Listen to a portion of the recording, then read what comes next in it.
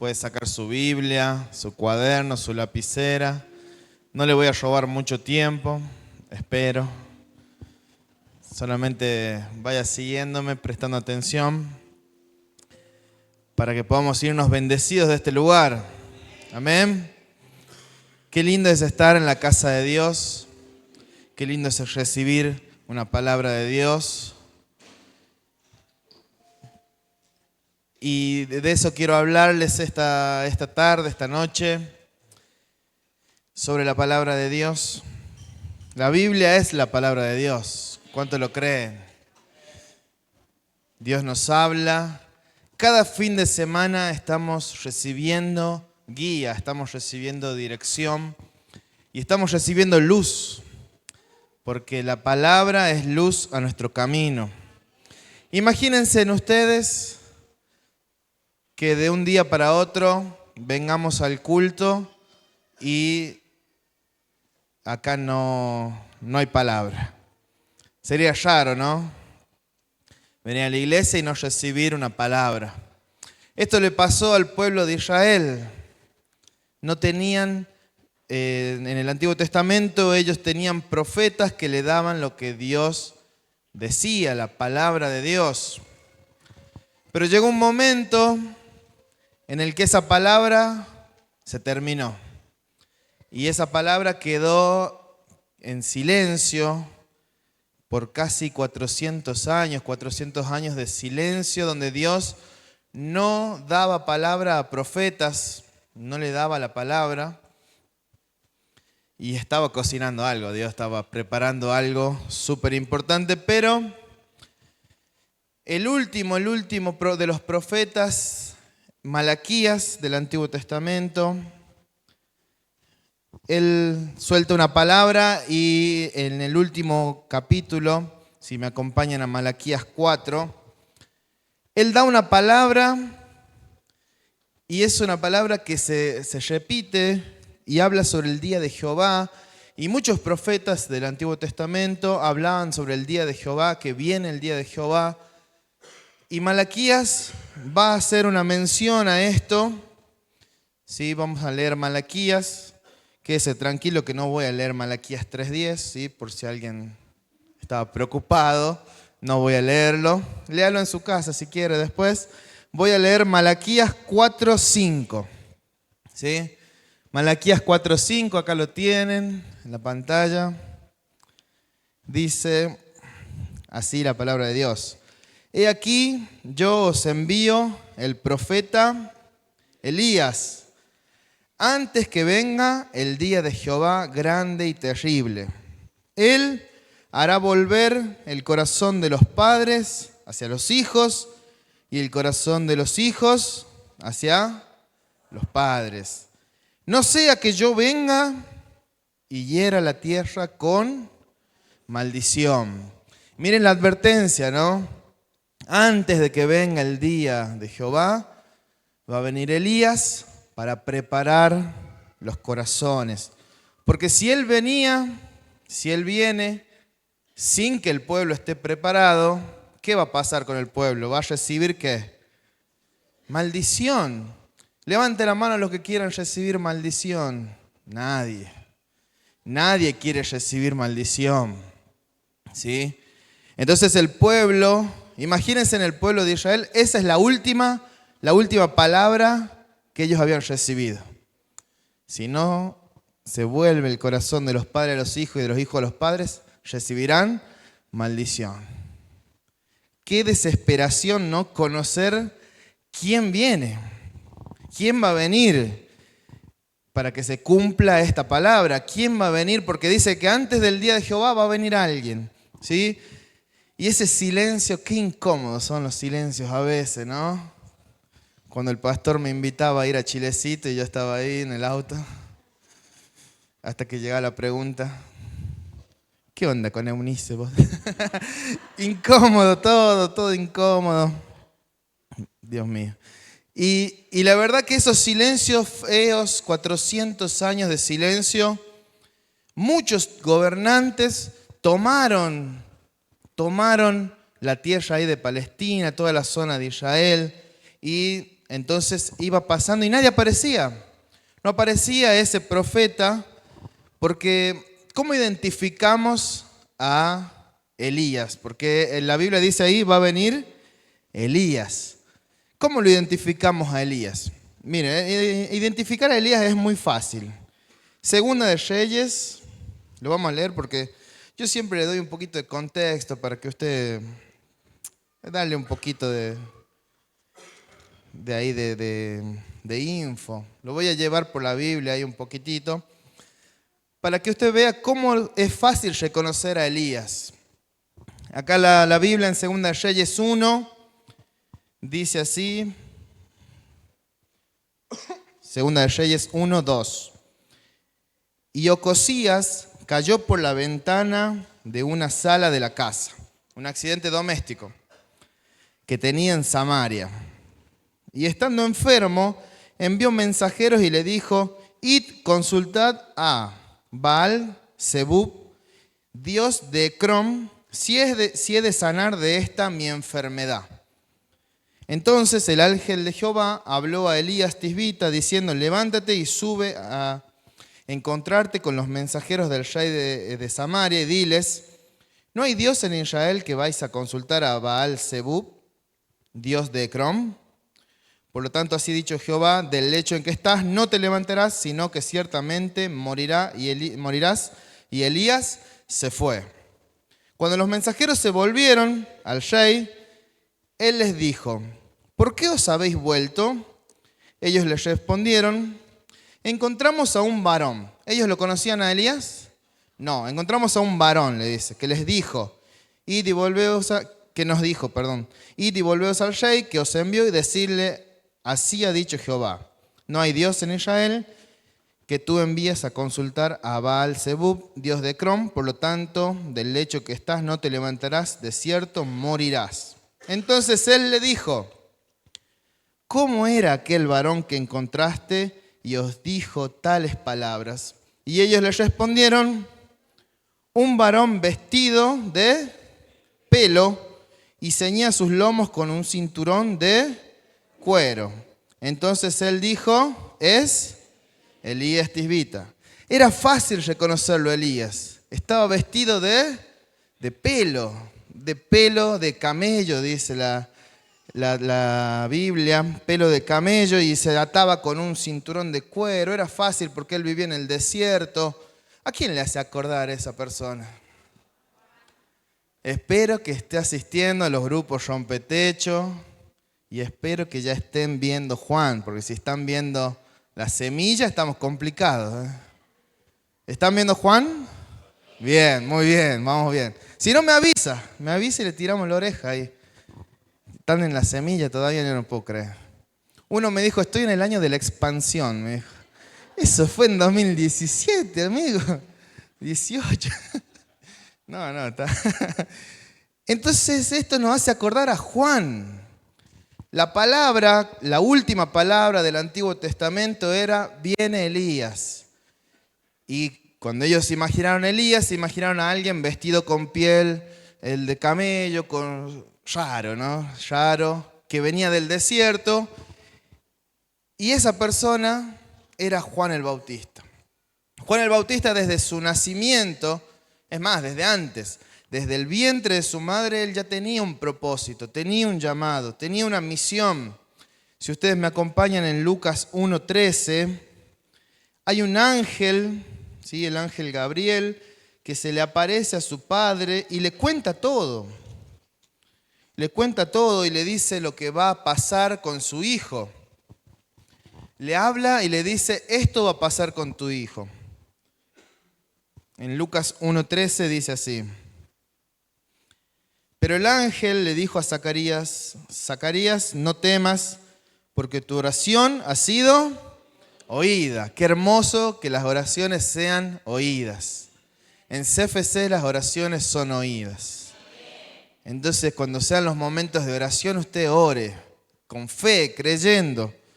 Tu oración ha sido oída, le dijo el ángel, y tu mujer Elizabeth te dará a luz un hijo y llamará su nombre Juan. Ahí ya empieza complicado, porque la tradición judía era que los hijos se llamen igual que su padre. No había muchos apellidos, entonces todos los Zacarías eran de la misma casa, todos los Juan eran de la misma casa. ¿Qué pasaba si se cambiaba el nombre? Ya se imaginarán ustedes. Seguramente la gente en el barrio, en la calle, en los kioscos, dirán, capaz que no es hijo de Zacarías. No, del sodero no. Por favor, David. Pero acá ya empieza algo diferente, ¿no? Diferente.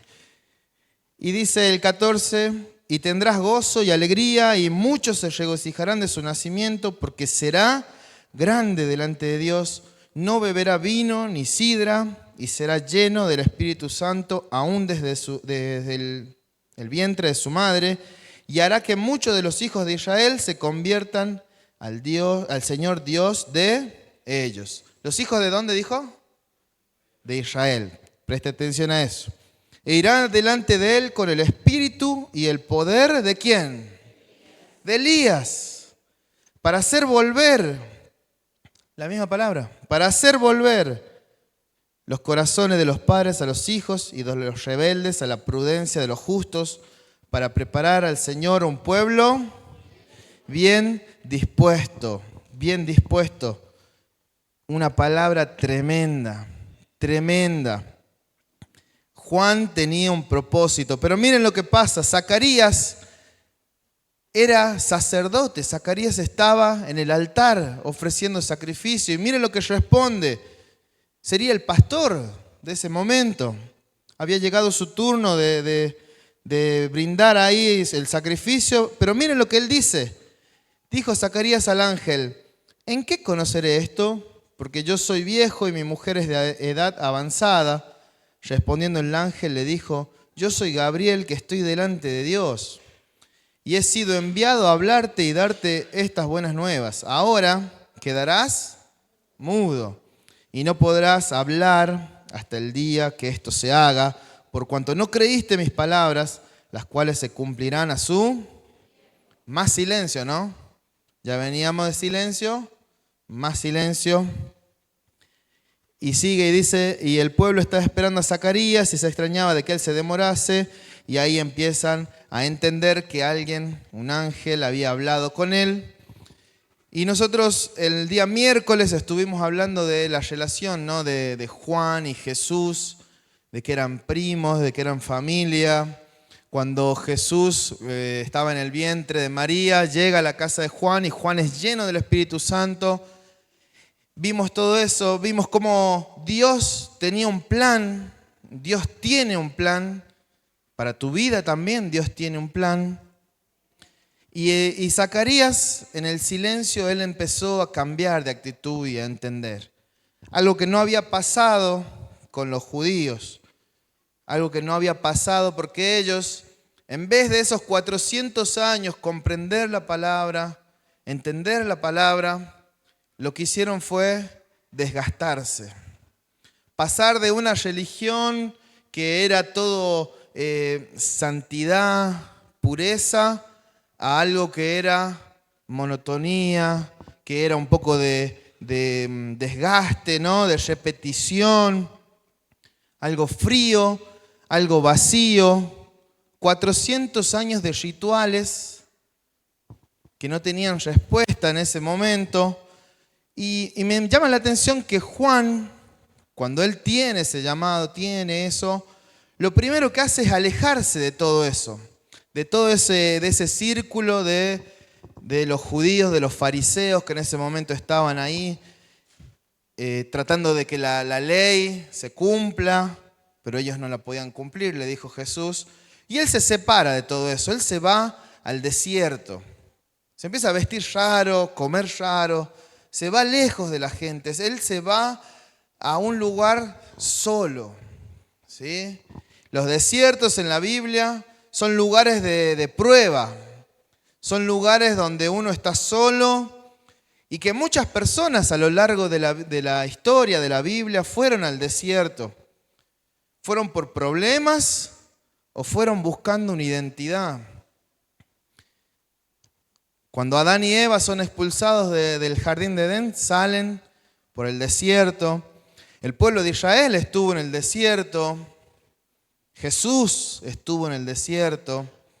Y los desiertos son preparativos, son lugares donde uno va a prepararse.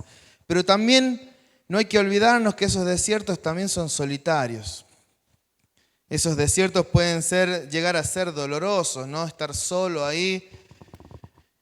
Pero lo que más me llama la atención es que Dios fue a buscarlos en el desierto. Fue a buscar a Jesús, por ejemplo, luego de la tentación en el desierto, los ángeles fueron y le sirvieron. Cuando Elías, el profeta Elías, tiene un problema con Jezabel, tiene miedo, se va al desierto y ahí los ángeles fueron y lo levantaron, le dieron alimento. El pueblo de Israel en el desierto recibieron maná, recibieron protección, agua. Los desiertos no son lugares lindos, pero son lugares donde nos encontramos con Jesús, nos encontramos con Dios, donde nos encontramos con nuestra identidad en Cristo. ¿Sí? A veces pensamos que lo que nos está pasando, que esa angustia, que ese dolor, no va a terminar más. A veces pensamos que ese desierto, que ese lugar de sequedad, de tristeza, de dolor, no termina, pero es ahí donde Dios quiere levantarte. Es ahí donde Dios quiere darte una identidad. Es ahí donde quiere que lo atraviesen juntos. Todos los que les mencioné entraron solos al desierto, pero salieron tomados de la mano de Dios. Esa es la idea del desierto. Lo que te está pasando con tu hijo, lo que te está pasando con tu familia, con la economía, los problemas que nos está pasando, no es para que salgamos solos de ahí. Es para que salgamos tomados de la mano de Dios. El desierto es para encontrar nuestra identidad de hijo. Para que Él venga, nos tome de la mano y nos saque y nos lleve hacia otro lugar. Juan entra al desierto buscando un propósito, buscando lo que se le había prometido, que era que él iba a ser grande. Pero no entró grande al desierto. Si ustedes me siguen en San Juan 3, ¿cree que Dios lo va a sacar de ese desierto? En el nombre de Jesús.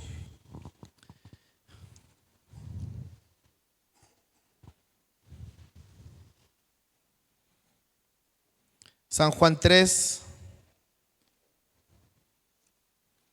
A ver, espérame, me parece que me confundí, me parece que es Lucas 3, perdón.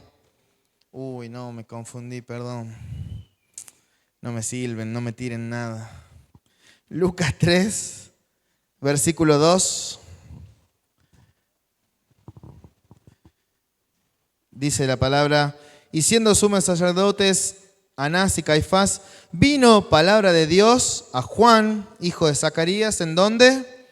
En el desierto. En el momento de soledad, de tristeza, de dolor, vino una palabra. Aún en el desierto Dios te va a hablar. Aún en el dolor Dios te va a hablar. Ahí en ese momento que no, parece que nada, ¿viste? Parece que no hay nada. Salís de una, entras en otra. Salís de otra y te vas a otra. Pero ahí Dios te da su palabra. Y esa palabra es la que nos saca adelante. Es la que te levanta, la que te da una misión, un propósito. Dice la Biblia que vino palabra de Dios a Juan, hijo de Zacarías, en el desierto.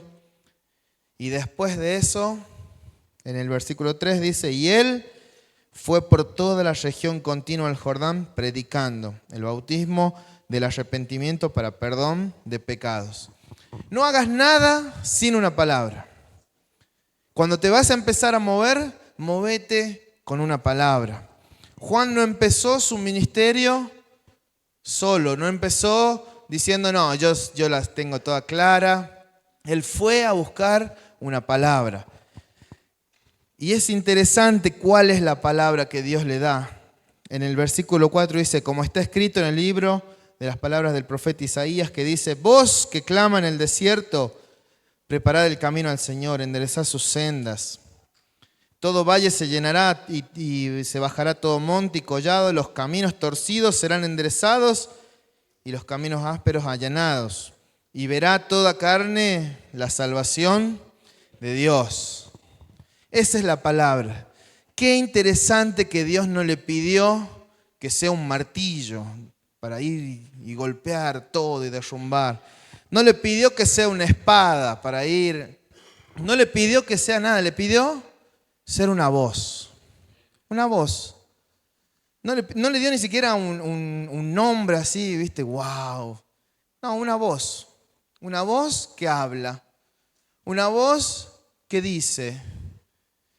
Es más, ni siquiera él sabía qué tenía que decir. Después lo vamos a leer en Isaías 40.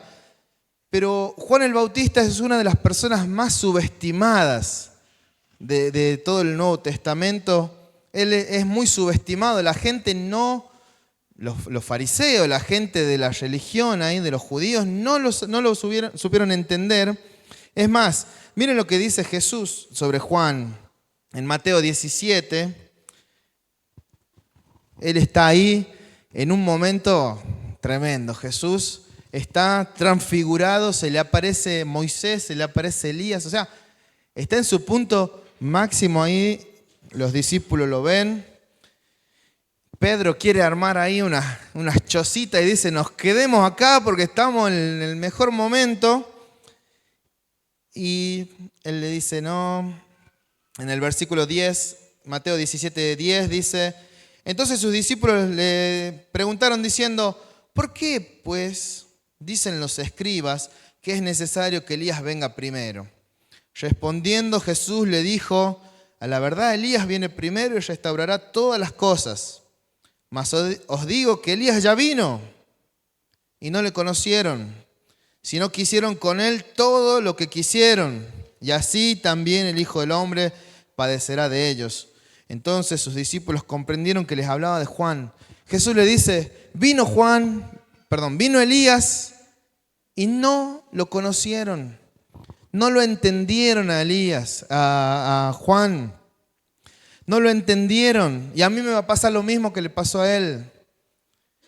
Juan es muy subestimado. Los judíos no entendían de dónde salió este. Viene del desierto, está gritando. Pero desde el desierto Juan vino con una identidad. Él era la voz. Él iba a preparar el camino. ¿Sí? Cuando la palabra viene sobre nuestras vidas, la palabra nos da identidad. La palabra de Dios nos acomoda. Y la palabra que Juan había recibido era preparar el camino. A mí me hacía acordar esto a cuando hablábamos de la semilla. ¿Se acuerdan de la palabra de la semilla? Cuando ministrábamos que teníamos que preparar la tierra para que la semilla dé fruto. Qué tremendo cómo Dios nos sigue hablando de lo mismo. Dios nos sigue hablando de prepararnos. Prepararnos. Iglesia, prepárate. Juan, esa era la palabra, preparar el camino. Prepárate. Prepárate porque viene. Y miren lo que le dice ahí. Le dice, viene en Lucas, decía, viene la salvación. Viene la salvación. Prepara el camino. Viene la salvación. Nosotros tenemos una palabra. Viene la salvación. Viene la salvación. Tenemos que preparar el camino. Él es la voz de uno que clama en el desierto. Y miren que hay soledad, ¿no? En el norte. Miren que hay desierto en el norte, ¿no? Miren que hay dolor, ¿no? Que hay angustia. Y nosotros tenemos que tomar esta palabra. Decir, acá estamos, somos la voz. Somos la voz. Y la voz tiene que ser en cualquier lugar, ¿eh? Porque es fácil ser una voz acá, cuando somos todos voces, un hermoso coro acá, de personas que cantan, que adoran, que alaban. Pero ¿cuándo somos realmente una voz en el desierto? Cuando no hay nadie más. Cuando estás en tu trabajo y sos el único que hace las cosas diferentes. Cuando estás en el barrio y sos el único que no está colgado de la luz, no sé. Tenés ahí algo para ser diferente.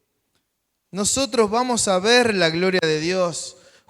A Juan le dieron una misión. Viene la gloria de Dios. Prepara el camino. Prepara el camino. ¿Usted cree que vamos a ver la gloria de Dios? Para eso tenemos que ser diferentes. Tenemos que ser la voz de Dios en nuestros lugares. Llevar la salvación a donde no hay salvación. Llevar una voz a donde hay silencio. Llevar ese mensaje que recibimos. Pero ese mensaje que recibimos, en Isaías 40, se puede ver esto, en Isaías 40 le dice, da voces, habla. Y en el versículo 6 le dice, vos que decía, da voces, habla, habla. Y esa voz que estaba en el desierto le pregunta y le dice, y yo respondí, ¿qué tengo que decir a voces? Mírenlo a Juan, ¿no? Yo me imagino que Juan le preguntó en el desierto esto a Dios. ¿Qué tengo que decir? ¿Qué tengo que hablar? Estoy dispuesto, pero ¿qué tengo que hablar? ¿Cuál era mi prédica? ¿Cuál será mi mensaje? Preguntaba Juan. Y ahí vino la palabra. Y ahí vino la palabra. No podemos nosotros querer ser la voz sin llenarnos de la palabra, sin llenarnos del mensaje. No podemos pensar en decir vamos a hacer voces en el silencio cuando no estamos llenos del mensaje. No podemos pensar ni siquiera en servir, ni siquiera en ayudar, ni siquiera en ir a servir té, ni siquiera ir en nada si no estamos llenos del mensaje. Por eso insistimos tanto con los grupos rompetechos, con los cultos, con los miércoles, porque queremos ver una iglesia llena de la palabra, llena del mensaje. Porque miren lo que dice acá, el 7, Isaías 47, la hierba se seca, la flor se marchita, porque el viento de Jehová sopló sobre ella. Ciertamente como hierba es el pueblo. Se seca la hierba, marchítese la flor, mas la palabra de Dios nuestro permanece para siempre. Lo que vos digas, lo que vos hagas, lo que vos quieras intentar hacer, se cae. Lo único que queda es la palabra. Entonces, si vamos a ser la voz, no podemos ser voz de nuestro mensaje, porque mi mensaje se cae. Mi mensaje se muere, cuando yo me muera se cae, pero la palabra de Dios es eterna. La palabra de Dios, y por eso esto sigue, porque es la palabra de Dios, no es una persona, es la palabra de Dios. Por eso nosotros tenemos que llenarnos de la palabra, llenarnos de esto, de la Biblia. Esto, la palabra de Dios. ¿Qué tiene para mí la palabra hoy? Esa es la pregunta que me tengo que hacer cada día. ¿Qué tiene la palabra de Dios para mí? Hay veces que estamos como si fuéramos ahí entre el Antiguo y el Nuevo Testamento, en silencio. Hermanos, acá está la palabra, no hay silencio. Y la palabra nos está diciendo, sé la voz de uno que clama en el desierto. Sé la voz, el poder del uno, siempre nos habla el pastor del poder del uno, de que uno puede hacer grandes cosas. Y yo me preguntaba, ¿cuál era la prédica de Juan? Yo voy a empezar a predicar como Juan, digo yo. Empecé a ver la prédica. No sé si alguien va a quedar si empiezo así. Como predicaba Juan, Pastor Oro. Así vamos a estar. Y él tenía dos mensajes. Él tenía dos mensajes que eran sus mensajes más famosos, los que más reproducciones tenían en YouTube eran estos dos mensajes. El primero decía: oh generación de víboras, ¿quién enseñó a huir de la ira venidera? Hagan fruto de dignos de arrepentimiento y no comiencen a decir dentro de vosotros mismos, tenemos a Abraham por padre. Porque os digo que Dios puede levantar hijos de Abraham aún de estas piedras. Tranqui, empezó tranqui por lo menos el mensaje del pastor Juan. Esto está en Lucas 3, 7, por si alguien lo quiere anotar. Eso era el mensaje de Juan. Ese era el mensaje que él daba. Él decía, Ni piensen en su corazón decir que son hijos de Abraham. Él ya se anticipaba, ya sé lo que están pensando, les decía. Y esto le caía muy mal a los judíos, porque los judíos decían, nosotros somos hijos de Abraham. ¿Qué nos venía a decir a nosotros? Él generaba controversia. Él decía, ustedes tienen que hacer frutos dignos de arrepentimiento. Y los judíos le decían, nosotros no nos tenemos que arrepentir de nada, son los gentiles los que se tienen que arrepentir. ¿Y para quién fue llamado Juan? ¿Para predicar a los gentiles o a los judíos? A los judíos, lo leímos al principio. Entonces, ¿cómo el arrepentimiento? ¿Qué tiene que ver el arrepentimiento con nosotros? Decían los judíos. Porque si yo te digo a vos, tenés que arrepentirte, te estoy diciendo que hiciste algo mal. Te estoy diciendo que estás errando. Te estoy diciendo que te la estás mandando. Entonces Juan cae con ese mensaje. Ellos creían, los judíos creían que tenemos a Padre Abraham, seguimos toda la ley. Y Juan los desafiaba y los judíos pensaban que el profeta que venía a podar el árbol. Venía a decir, los que son infieles de los judíos los vamos a ir cortando. Y el otro mensaje famoso de Juan está en el versículo, ahí le digo para que lo sepan, para que lo tengan ahí a mano por si quieren predicarlo, en algún grupo rompetecho. Él empieza a hablar y dice en el versículo 9, ese es su segundo mensaje, dice, y ya también el hacha está dispuesta a la raíz de los árboles, por lo tanto todo árbol que no da buen fruto se corta y se echa en el fuego. Tranqui, por suerte. Y los judíos pensaban que el profeta que venía a podar el árbol. Esta ramita no está bien. ¿Y qué dice Juan? El hacha está en los pies y lo va a cortar todo el árbol. Tranqui, ¿no? Tranqui, Juan, tranqui. Entonces les empieza a decir, es con todo, es para ustedes. Y la gente, porque la gente, ya me voy a poner ahí, el pueblo nunca se equivoca. La gente sí le creía a Juan.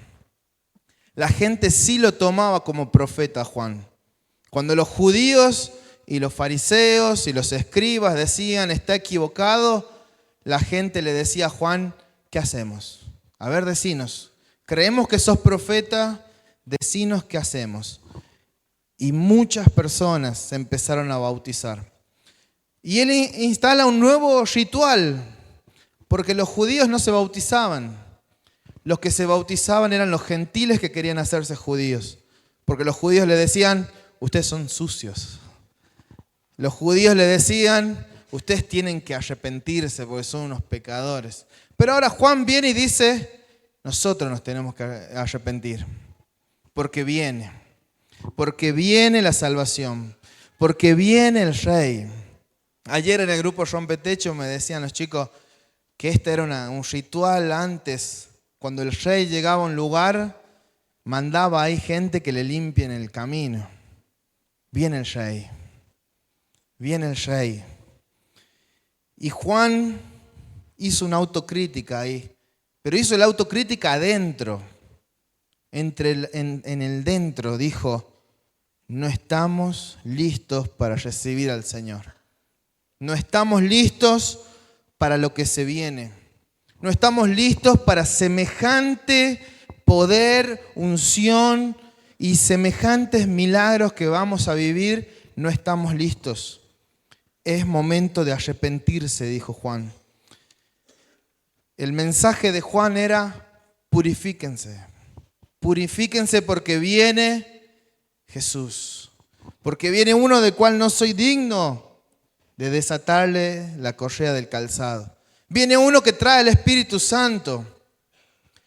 Entonces, a mí me vuela la cabeza Juan porque él en su mensaje, en su vida, en su predicación, es el año 2026 para nosotros.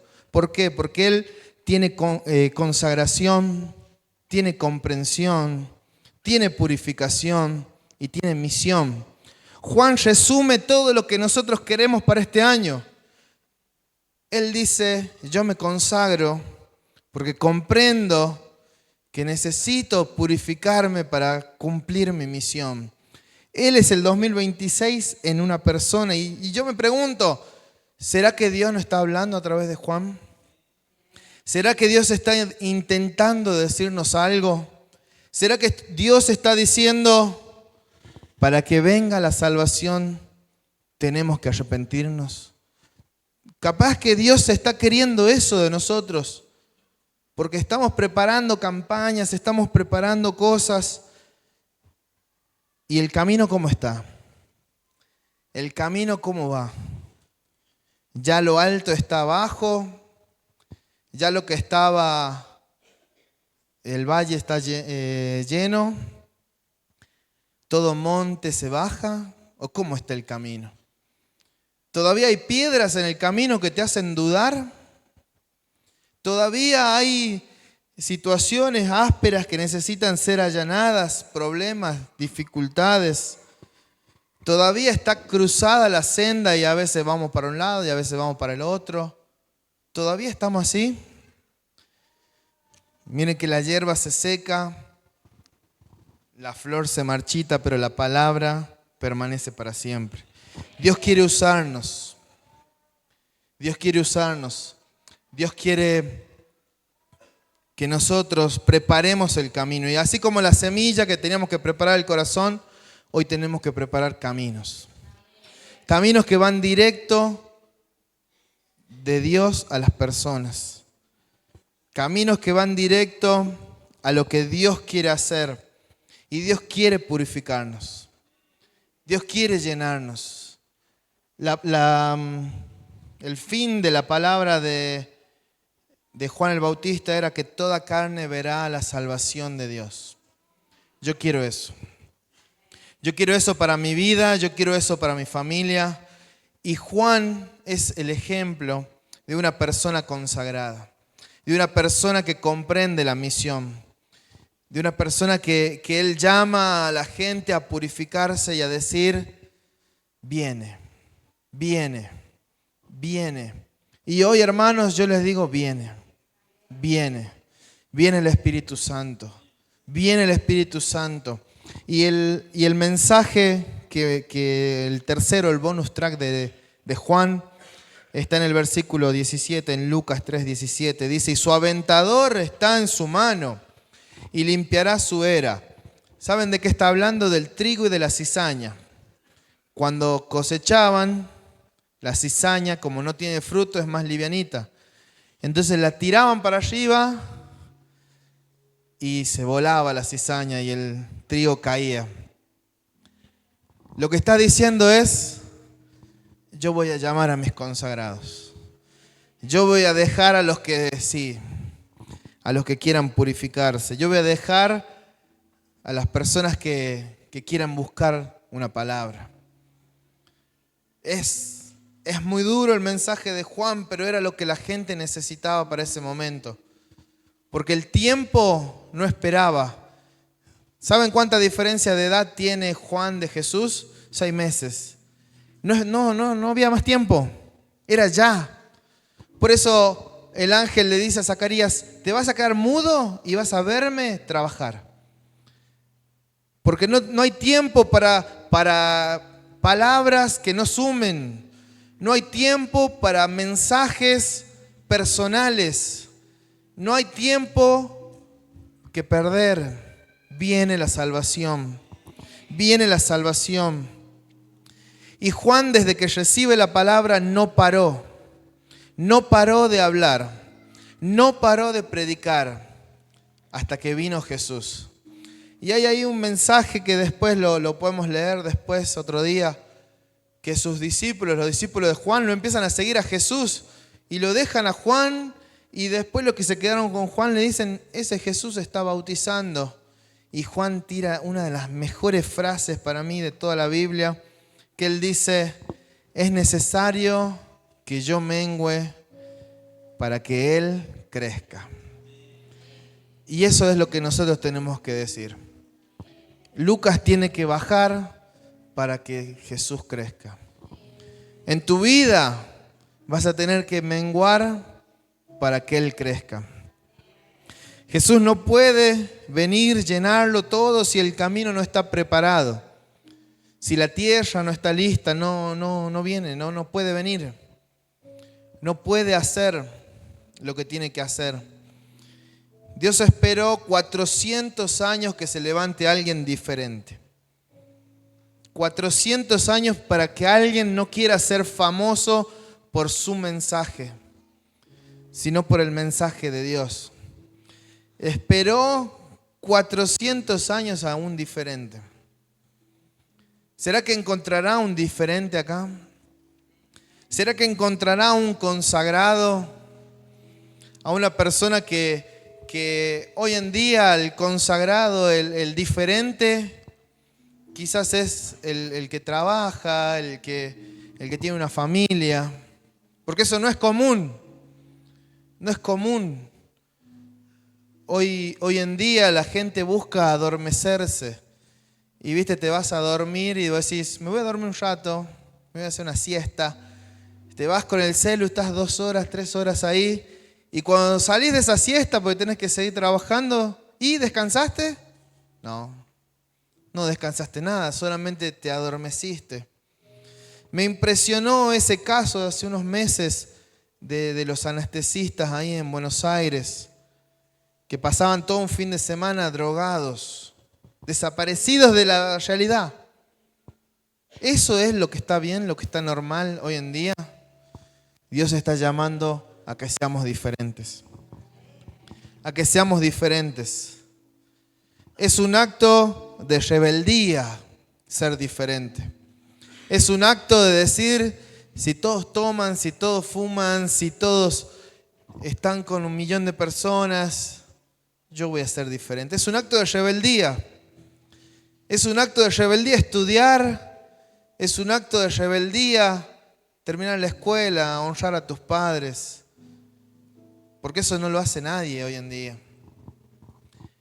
Entonces Dios nos está llamando a nosotros primero, a que preparemos el camino. Preparemos el camino. Cerra tus ojos ahí donde estás y empezá a orar a Dios. Dios está buscando diferentes. Y yo creo que Zacarías tenía que haber sido. Pero Dios saltó una generación. Saltó una generación y dijo, vamos a ir por los hijos. Vamos a ir por los hijos. Vamos a ir por los que la nueva generación. Y la nueva generación no tiene que ver con edad. Tiene que ver con una actitud del corazón. Capaz que Dios venía saltando generaciones por 400 años. Saltando, hasta que hubo uno que dijo, yo. Hasta que hubo uno que dijo, yo me consagro. Yo me aparto para servirte. Y capaz que en tu casa viene saltando y saltando generaciones y nadie hace las cosas diferentes. Y tu abuelo tenía problemas con el alcohol, tus padres tenían problemas con el alcohol y vos ahora estás empezando. ¿Cuándo vamos a ser diferentes? No, pero si yo voy a la iglesia, le decían los judíos, los fariseos. No, si yo creo. No me vengas a decir que sos hijo de Abraham. Arrepentite. Ese era el mensaje. Arrepentite.